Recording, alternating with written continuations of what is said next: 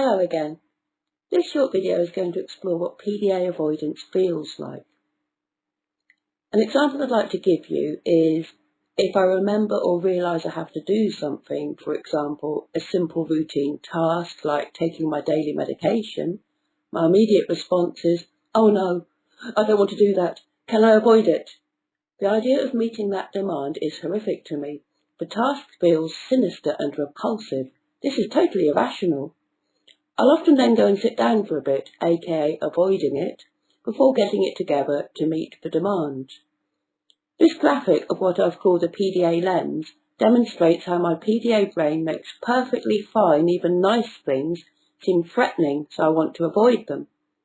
My PDA avoidance drive runs at a very subliminal level, affecting my emotions, so the perceived threat of demands feels genuine, and my desire to avoid meeting them feels justified, sane and necessary. If someone tries to force me to meet a demand, I feel unjustly attacked by them. Why are they picking on me? Why are they trying to make me do something that is so horrible? It does help if people ask me politely, for example with "please," and give me space to say no. Phrase things as suggestions rather than absolute musts, but my demand avoidance will always be triggered. Take a look at this chart.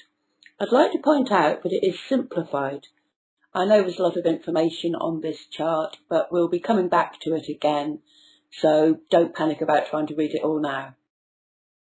How different phrases trigger an individual PDA will depend on a whole load of things, including tone of voice, nuance, life experience, the relationship they have with a person who's communicating with them.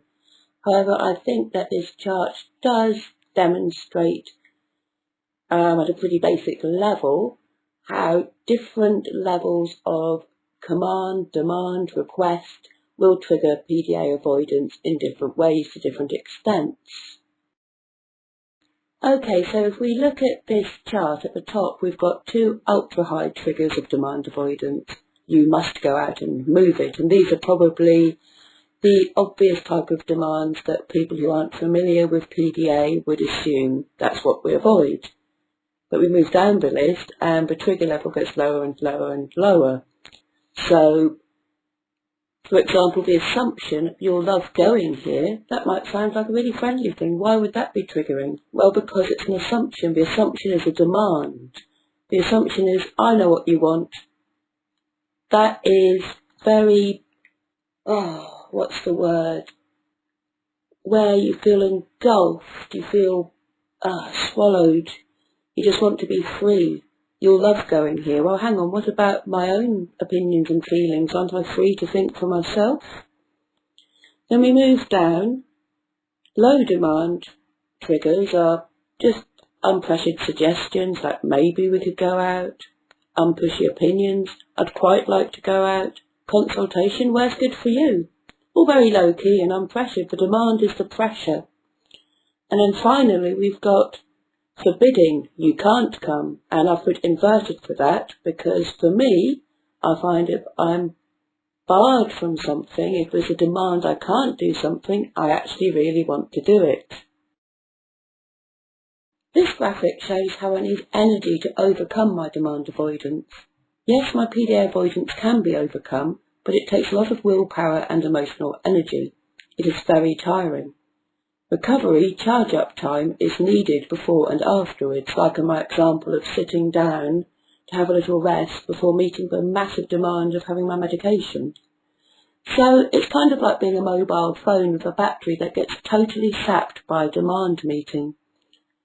So often I opt to just avoid things. There are many demands that assault me in my life, and I honestly do not have the capacity to deal with all of them. I end up a complete wreck and implode. I don't really feel anxious if I know I can safely avoid a demand. Anxiety actually comes when I don't think I can avoid it. For example, if I'm expecting a visitor and feel my home should be tidy. Notice the word should, it signifies demand. I can have months' worth of notice about a visitor and spend 99.9% of that time in sheer panic about the demand of tidying up and cleaning that I should do to prepare for their visit.